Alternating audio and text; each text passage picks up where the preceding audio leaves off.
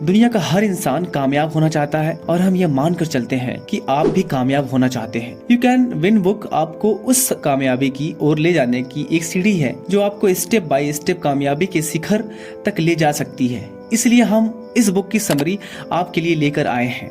तो चलिए you can win idea book summary के मुख्य भाग की शुरुआत करते हैं। चैप्टर फर्स्ट, सकारात्मक नजरिए का महत्व, इंपॉर्टेंस ऑफ पॉजिटिव एटीट्यूड्स। दोस्तों, क्या आपने कभी सोचा है दुनिया में कुछ लोग दूसरे लोगों के मुकाबले ज्यादा सक्सेसफुल क्यों होते हैं? वे केवल इसलिए सक्सेसफुल होते हैं क्योंकि वे दूसरों के मुकाबले अधिक प्रभावशाली ढंग से सोचते हैं और काम करते हैं। हार्वर्ड यूनिवर्सिटी के प्रोफेसर विलियम जेम्स का कहना है कि हमारी आज की जनरेशन की सबसे बड़ी खोज ये है कि इंसान अपना एटीट्यूड बदलकर अपनी जिंदगी को और बेहतर बना सकता है। आपको हार्वर्ड यूनिवर्सिटी द्वारा की गई एक स्टडी के आंकड़ों को जानकर हैरानी होगी, जिसके अनुसार 85% मौकों पर किसी इंसान के सफल होने की वजह उसका नजरिया यानी कि एटीट्यूड होता है। चलिए अब मैं इस बुक के पहले ही चैप्टर में दी गई एक छोटी सी कहानी आपके साथ साझा करता हूँ। एक आदमी मेले में गुब्बारे बेचकर अपना जीवन यापन करता था। उसके पास सभी रंगों के गुब्बारे थे। जब उसकी बिक्री कम होने लगती थी तो वह हीलियम गैस से भरा हुआ एक गुब्बारा ऊपर आसमान में उड़ा देता था। बच्चे उस उड़ते गुब्बारों को देखकर गुब्बारे पाने के लिए उतावले होने लगते और वे बच्चे उस आदमी के पास गुब्बारा खरीदने के लिए पहुंच जाते थे। इस तरह उसके गुब्बारे फिर से बिकने लगते थे। उस गुब्बारे वाले आदमी के पास खड़े एक मासूम बच्चे ने उससे पूछा कि अगर आप किसी काले रंग के गुब्बारे को हवा में छोड़ेंगे तो क्या वो भी उड़ेगा? बच्चे के इस सवाल ने गुब्बारे वाले के मन को छू लिया और उसने जवाब दिया, बेटा, गुब्बारा अपने रंग की वजह से नहीं बल्कि उसके अंदर भरी चीज की वजह से उड़ता है। हमारी असल जिंदगी में यही सिद्धांत काम करता है। मैं यहाँ एक उदाहरण देना चाहूंगा। डॉक्टर एपीजे अब्दुल कलाम साहब का नाम तो आपने सुना ही होगा। वे भारत के ऐसे साइंटिस्ट जिन्हें भारत के मिसाइल मैन के नाम से भी जाना जाता है। वे भारत के 11वें राष्ट्रपति थे। कलाम साहब न तो गोरे थे और न ही लंबे थे, न ही वे देखने में ज्यादा सुंदर लगते थे, लेकिन अपने पॉजिटिव एटीट्यूड और मेहनत की वजह से उन्होंने इतनी बड़ी कामयाबी हासिल कर ली कि आज पूरी दुनिया उनका सम्मान करती है। इस बुक में श्री खेड़ा जी लिखते हैं कि जिंदगी जीतने वाले कोई अलग काम नहीं करते हैं, बल्कि वे हर काम अलग ढंग से करते हैं। एटीट्यूड को तय करने वाले कारक कौन कौन से हैं? अब हम यू कैन विन बुक के इस भाग में यह समझने की कोशिश करेंगे कि आखिर हमारा नजरिया कैसे बनता है। हमारे एटीट्यूड का ज्यादातर हिस्सा हमारी जिंदगी के शुरुआती सालों में ही बन जाता है। आगे चलकर हमारा नजरिया कैसा होगा ये मुख्य रूप से 3 चीजों पर निर्भर करता है। माहौल यानी कि एनवायरनमेंट, तजुर्बा यानी कि एक्सपीरियंस और शिक्षा यानी कि एजुकेशन। तो सबसे पहले टॉपिक पे हम बात करते हैं द इन्वायरमेंट। आपने यह कहावत तो सुनी ही होगी, जैसी होगी संगत वैसी होगी रंगत। इसका मतलब है कि हम जैसे लोगों के साथ रहते हैं हम वैसा ही बन जाते हैं। आपने देखा होगा कि कुछ लोगों का घर प्यार और शांति से भरा होता है, जबकि कुछ ऐसे भी होते हैं जहां अक्सर लड़ाई झगड़े होते रहते हैं। एक्सपीरियंस, हमारा अनुभव और हमारे साथ घटित घटनाएं हमारे जिंदगी का टर्निंग पॉइंट होते हैं, जो हमारे जीवन के मार्गदर्शक की भूमिका निभाते हैं। अगर हम किसी इंसान से मिलकर हमें अच्छा अनुभव मिलता है तो उसके बारे में हमारा नजरिया भी अच्छा होता है। तीसरा टॉपिक है एजुकेशन।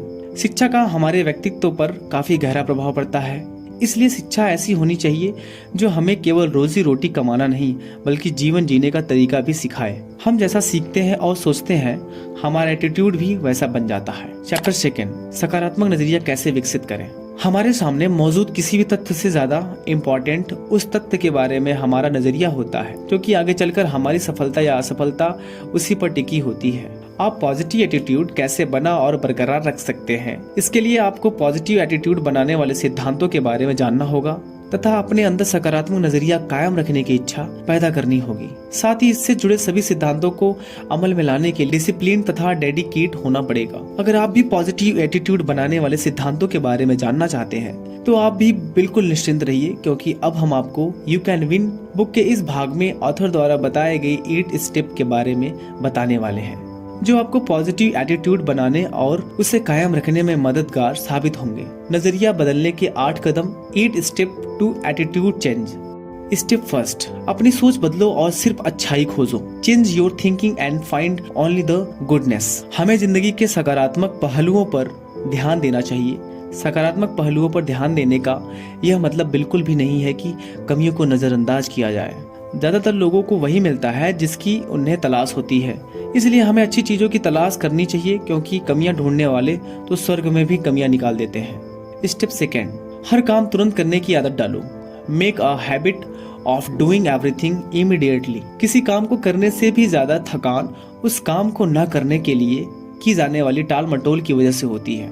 हम सभी जिंदगी में कभी न कभी टाल मटोल जरूर करते हैं, जिसके लिए हमें बाद में पछताना पड़ता है, क्योंकि इसी टाल मटोल की वजह से हमारा नजरिया नकारात्मक बन जाता है। अगर आप पॉजिटिव एटीट्यूड बनाना और कायम रखना चाहते हैं तो आज में जीने और हर काम को तुरंत करने की आदत डाल लीजिए। जो काम आप आज कर सकते हैं उसे कभी भी कल पर न टालें, ताकि आपको बाद में यह न कहना पड़े कि ऐसा हो सकता था, मुझे ऐसा करना चाहिए था, मैं यह कर सकता था, काश मैं ऐसा किया होता। स्टेप 3, एहसान मानने का नजरिया बनाओ। हम शिकायतें करने के इतने आदी हो चुके हैं कि हमारी नजर उन चीजों की तरफ नहीं जाती जो हमारे पास मौजूद हैं। हमारे पास ऐसी बहुत सारी चीजें मौजूद हैं जो दूसरे लोगों के पास नहीं है। इसलिए हमारे पास जो चीजें मौजूद हैं उनके लिए हमें हमेशा शुक्रगुजार होना चाहिए।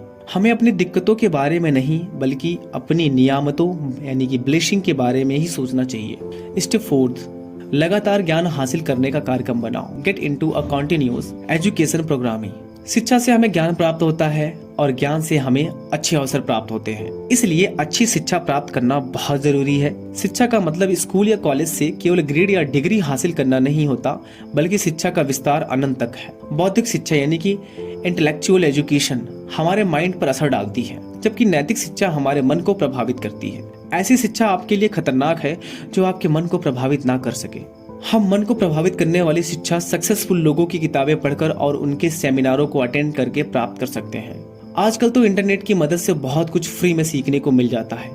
हमेशा कुछ न कुछ नया और सही सीखते रहने की आदत ही आपको एक दिन सफलता के नए मुकाम तक पहुंचा सकती है। स्टेप 5, अच्छे स्वाभिमान का निर्माण करो। Build a positive self esteem. स्वाभिमान खुद अपने बारे में महसूस करने का नजरिया है। अगर आप अच्छे स्वाभिमान का निर्माण करना चाहते हैं तो इसका सबसे अच्छा तरीका है कि आप लोगों की इस तरह से मदद करें कि जिसका बदला वो ना तो पैसे से ना ही कुछ और देकर चुका सके। स्टेप 6, नकारात्मक प्रभावों से बचो।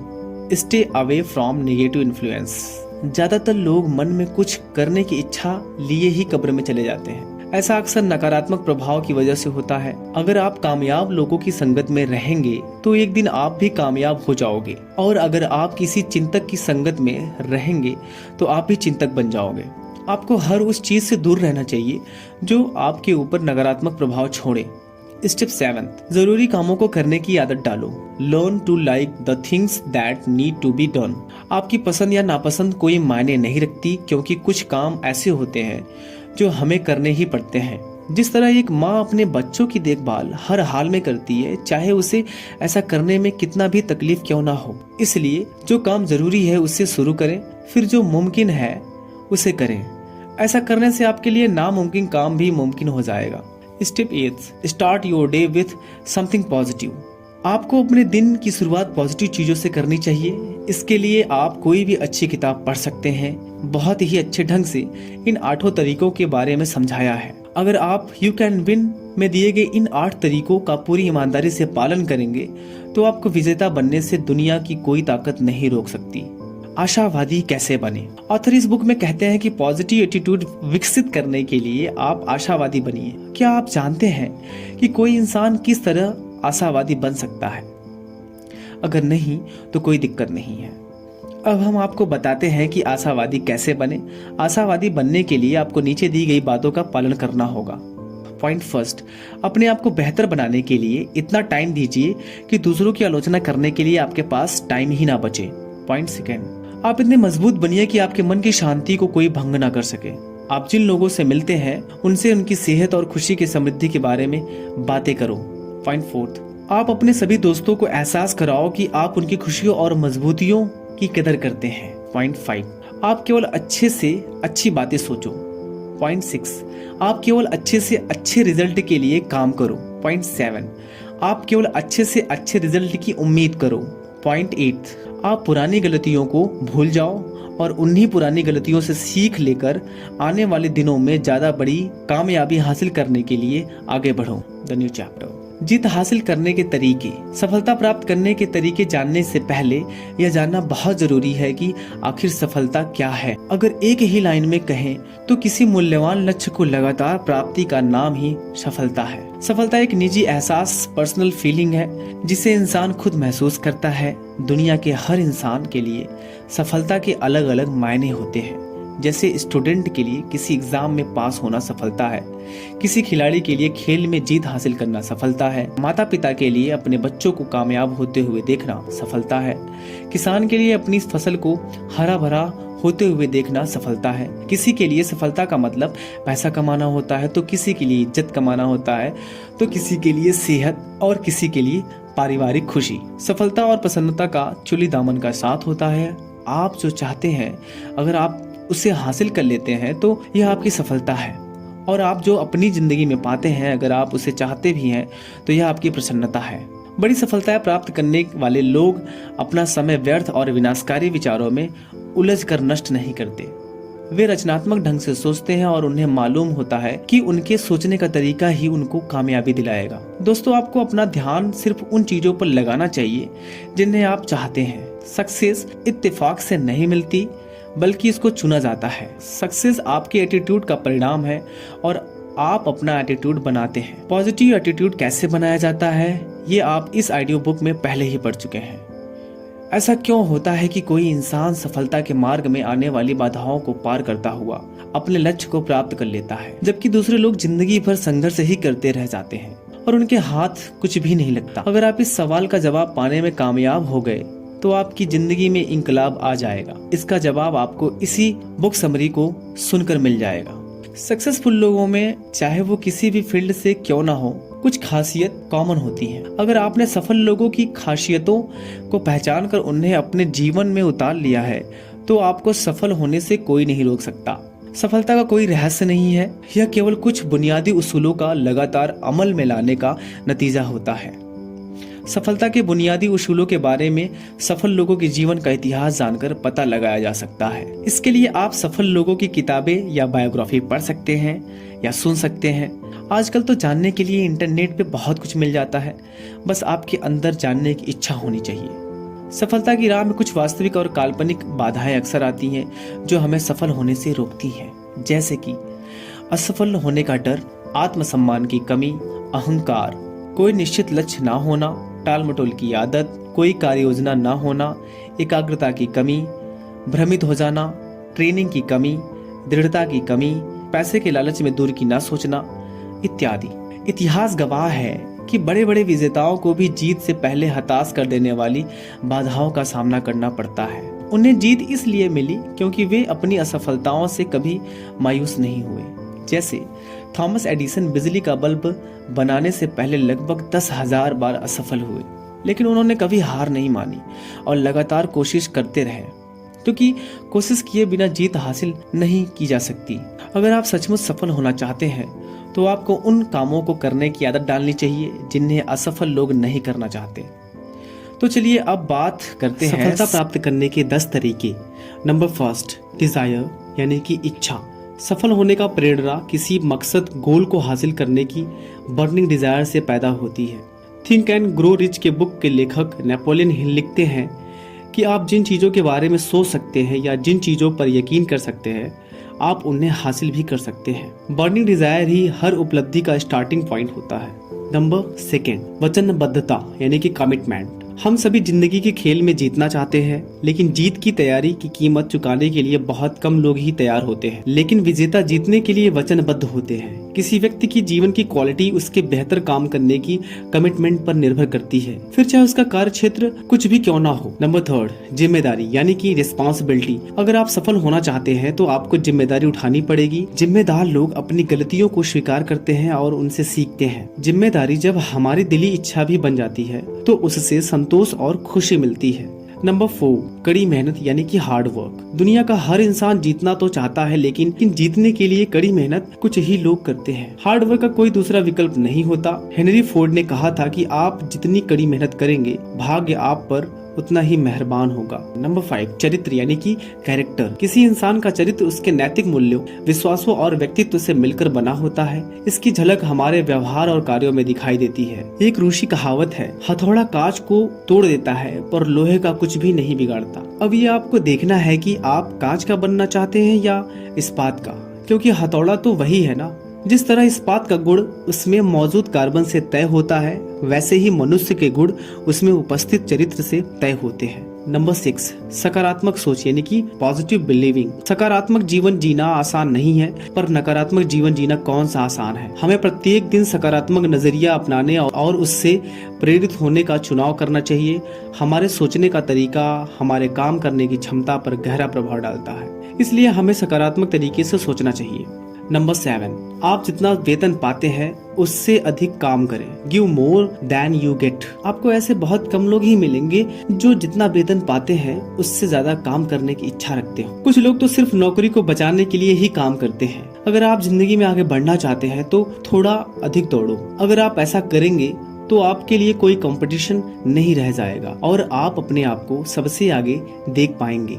Number 8, the power of persistence. दृढ़ता एक फैसला है। यह फैसला लेकर आदमी खुद को काम पूरा करने का वचन देता है। दृढ़ता के लिए लक्ष्य का होना बहुत जरूरी है। जिस आदमी के पास कोई लक्ष्य नहीं होता उसमें ना तो कभी दृढ़ता आ सकती है और ना ही उसे कभी आत्मसंतुष्टि महसूस हो सकती है।